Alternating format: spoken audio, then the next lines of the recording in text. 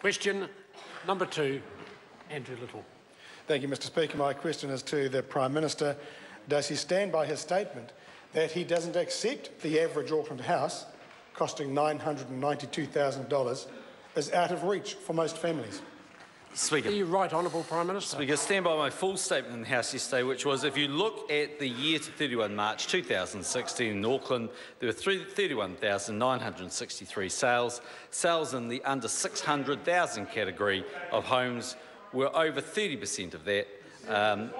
9,638 sales. For houses under 650,000, there were 11,842, 37% of sales.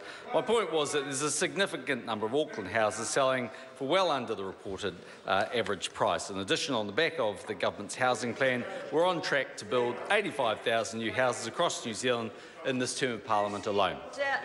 Supplementary. Order. Supplementary question, Andrew Little. Does he agree with bumbling Nick Smith that houses are getting more affordable despite prices rising? Order. Can I just ask the member to start the question again? I may have missed something that he added in the question. Andrew Little, supplementary question. I'm obliged to Mr. Speaker. Does he agree with Minister of Housing and Building Nick Smith that houses are getting more affordable despite prices rising by $500,000 under his government?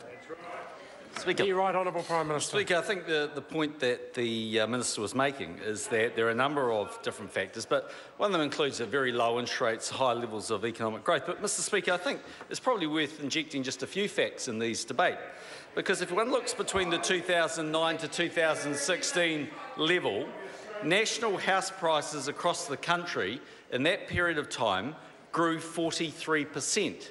Interestingly enough, as a comparator, between 2000 and 2008, national house prices grew by 102%. One looks in Auckland, Mr. Speaker, over the period 2009 to 2016, house prices grew 82%. But interestingly enough, Mr. Speaker, if one looks at Auckland house prices between the period of 2000 to 2008, they grew 87%. So it's pretty simple. When they go up by a smaller amount under a national-led government, it's a crisis, but when they go up faster under Labor, it's not.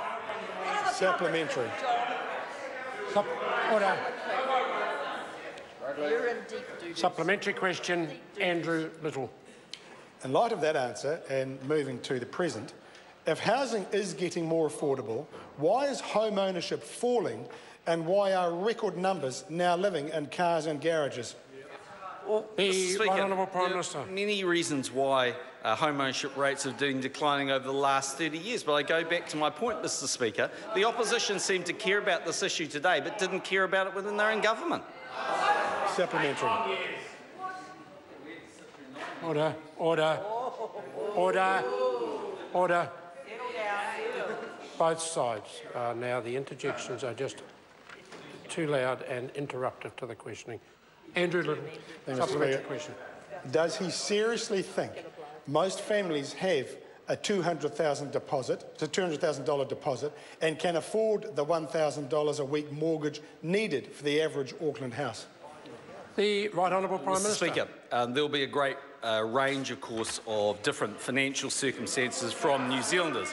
But as I said yesterday, Mr. Speaker, interestingly enough, at the under 600,000 category, 30% of all sales took place at that level, and at the new 650,000 category, where people can get access to the KiwiSaver Home Start program in Auckland, 37% of sales took place. Interesting enough, Mr. Speaker, just to take, for instance, Hamilton, and under 500,000, 71% of all sales that took place over the last 12 months were under 500,000.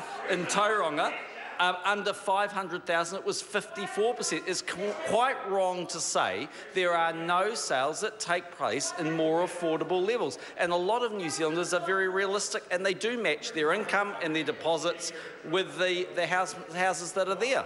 I'm not in trouble. Supplementary. Supplementary question, Andrew Little. When Auckland's population grew by 43,000 last year, but according to Bill English, only 500 affordable houses were built, how can he possibly deny there's a shortage of affordable housing. The Right Honourable Prime Minister. The government's working on the issue of making sure that there are more affordable houses. But, Mr Speaker, I actually do stand proudly by the fact that there are Kiwis returning from overseas. There are New Zealanders not going because they see opportunities, rising wages, a stronger economy here in New Zealand. The Labor Party thinks success is when everybody leaves and you've got to go to the departure lounge to see your grandkids.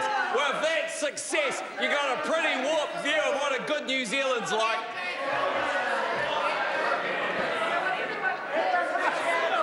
Order. Order. Supplementary question, Andrew Litte. Thank you, Mr Speaker.